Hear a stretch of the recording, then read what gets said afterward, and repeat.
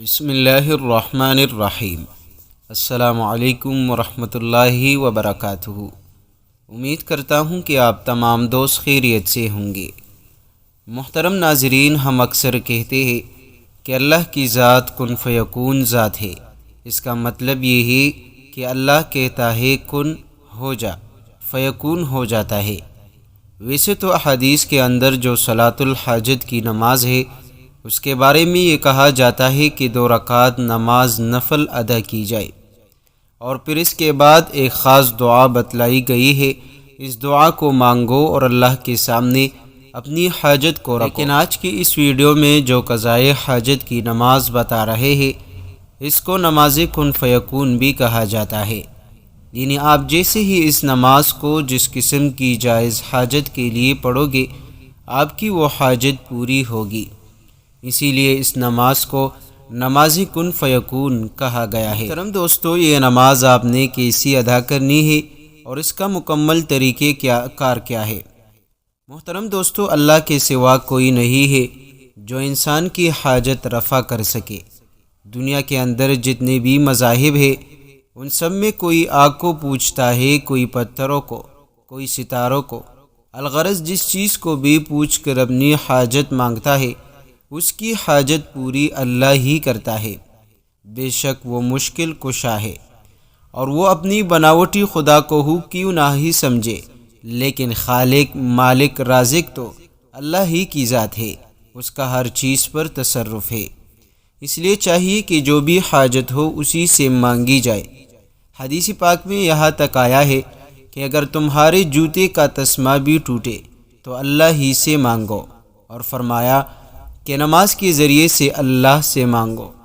تو محترم دوستو، آج اللہ سے مانگنے کا ایک بہت ہی مجرب عمل بتانے جا رہا ہوں، جو صلاۃ الحاجت کی ایک ازمودہ قسم ہے، جس کو نماز کن فیکون کہا جاتا ہے۔ پیارے دوستو، آپ اس کو کسی بھی دن آپ نماز عشاء کے بعد پڑھ سکتے ہیں۔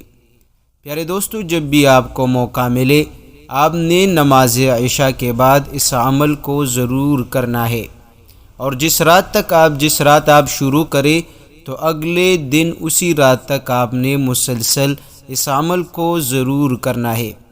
انشاءاللہ جب آپ ایک مرتبہ اس عمل کو کرو گے تو پھر آپ کو دوسری مرتبہ کرنے کی ضرورت بھی نہ ہوگی۔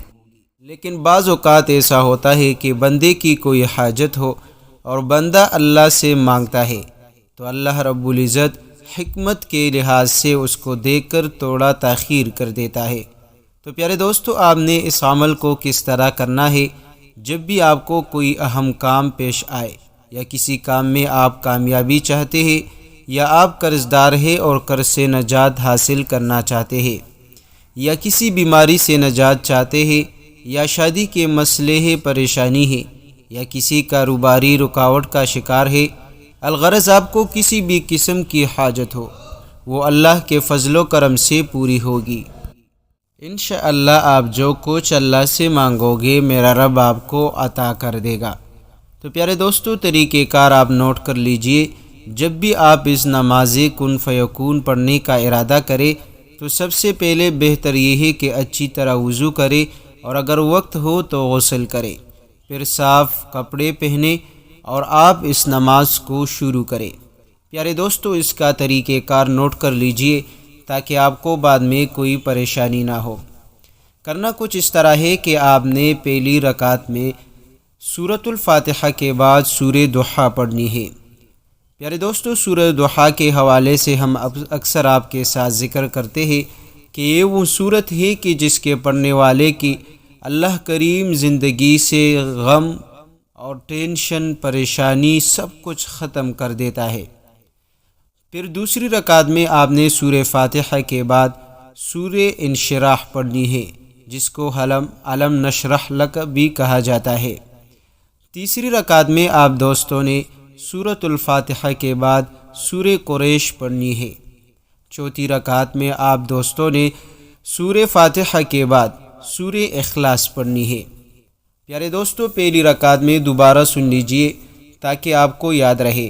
پہلی رکعت میں سورہ فاتحہ کے بعد سورہ ضحیٰ، دوسری رکعت میں سورہ فاتحہ کے بعد سورہ انشراح، تیسری رکعت میں سورہ فاتحہ کے بعد سورہ قریش اور چوتھی رکعت میں سورہ فاتحہ کے بعد سورہ اخلاص پڑھنی ہے۔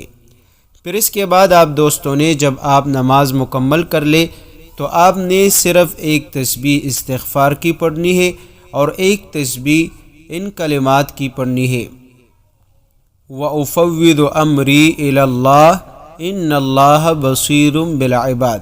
مطلب یہ ہے، اس آیت کا مفہوم ترجمہ یہ ہے کہ میں اپنا معاملہ اللہ کے سپرد کرتا ہوں، بے شک وہ دیکھنے والا ہے اپنے بندوں کو۔ تو پیارے دوستو، آپ نے ایک تسبیح وَأُفَوِّضُ أَمْرِي إِلَى اللَّهِ کی پڑھنی ہے۔ پھر اس کے بعد آپ اپنی مقصد کے لیے دعا مانگیں، جس چیز کے لیے آپ دعا کرنا چاہتے ہیں، آپ نے یہ عمل کیا ہے، آپ نے اسی کے لیے دعا مانگنی ہے۔ انشاءاللہ جب آپ کامل یقین کے ساتھ اور مکمل توجہ کے ساتھ اس عمل کو کرو گے تو انشاءاللہ آپ کی زندگی کا ہر مسئلہ ختم ہوگا۔ پیارے دوستو، اگر آپ قرض دار ہیں تو اللہ پاک آپ کا قرض اپنے خزانے غیب سے ادا ہونے کے اسباب پیدا فرمائے گے۔ اگر کوئی فقیر مفلس ہے تو اللہ پاک اسے غنی مالدار کر دے گا۔ اگر بے اولاد ہو تو اللہ پاک اسے اولاد عطا فرمائے گے۔ اگر بیمار ہوگا تو اللہ پاک اپنی رحمت سے صحت بخشے گے۔ اگر کوئی گناہ گار بخشش کا طلبگار ہوگا تو اللہ پاک اس عمل کے ذریعے سے اس کے تمام صغیرہ گناہوں کو معاف فرما دے گا۔ اور پیارے دوستو، اگر آپ اس کے ساتھ اپنے گناہوں سے توبہ کریں تو اللہ کریم آپ کے گناہ کبیرہ کو بھی معاف فرما دے گا۔ تو پیارے دوستو، یہ نماز کن فیکون آپ کی ہر مشکل کا حل ہے، آپ کی ہر دعا کو قبولیت بخشتا ہے، آپ کی ہر ضرورت کو فوراً پورا کر دیتا ہے۔ لیکن اس کے لیے کچھ شرائط ہے کہ سب سے پہلے آپ کا عقیدہ ٹھیک ہونا چاہیے، آپ کا عقیدہ توحید کا ہونا چاہیے، شرک سے پرہیز ہو، دوسرا پنجگانہ نماز کے پابند ہو، تیسرا حلال کمائی ہو، اور چوتھا گالم گلوچ اور حرام چیزوں سے بچتا رہے۔ پیارے دوستو، اگر آپ کسی بھی عمل میں مؤثر ثابت کرنا چاہتے ہیں کہ اس میں تاثیر زیادہ ہو، آپ کی ہر دعا جلدی قبول ہو، آپ جو وظیفہ پڑھے، تسبیح پڑھے، وہ جلدی اثر کرے، ان تمام شرائط کو مد نظر رکھتے ہوئے اگر آپ کوئی وظیفہ پڑھو گے تو انشاءاللہ آپ کا ہر وظیفہ کام کرے گا، آپ کی ہر عمل کام کرے گی، لیکن یہ تب جب آپ ان شرائط کو مد نظر رکھتے ہوئے پڑھو گے۔ اللہ کریم سے دعا ہے کہ اللہ کریم میرا سنانا، آپ کا سننا اپنی بارگاہی الہی میں قبول فرمائے۔ پیارے دوستو، آخر میں ایک چھوٹی سی گزارش ہے کہ یہ وظیفہ خود بھی پڑھیے، آج سے اس عمل کو خود بھی شروع کرے، اپنے دوستوں کے ساتھ، اپنے گھر والوں کے ساتھ بھی اس عمل کو لازمی شیئر کرے۔